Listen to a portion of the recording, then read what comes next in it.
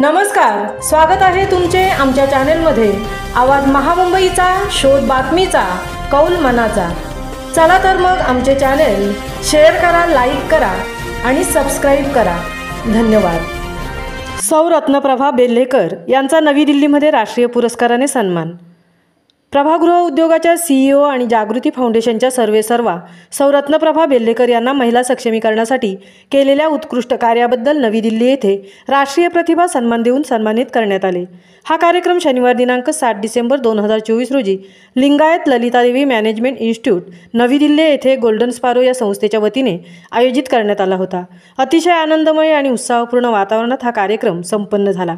प्रमुख पाहुणे म्हणून टेलिव्हिजनवरील अतिशय लोकप्रिय अशा महाभारत या सिरियलमधील युधिष्ठिरची भूमिका साकारणारे लोकप्रिय अभिनेते श्री गजेंद्र चव्हाण, परमपूज्य साध्वी प्रज्ञादेवी, आयोजक doctor Tilak Tanwar, all India radio प्रसिद्ध व्यक्तिमत्व RJ आरती मल्होत्रा आणि इतर मान्यवर सुद्धा उपस्थित होते।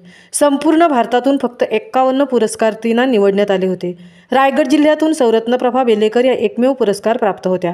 सौ बेल्हेकर या गेली 25 वर्षे स्वतःचा फूड आणि टेलरिंग व्यवसाय चालवतात, परंतु स्वतःच्या प्रगतीबरोबर संपूर्ण महाराष्ट्रात गरीब आणि गरजू महिलांना त्यांच्या पायावर उभे राहण्यासाठी मोफत व्यावसायिक प्रशिक्षण देण्याचा त्यांचा उपक्रम अतिशय स्तुत्य आहे।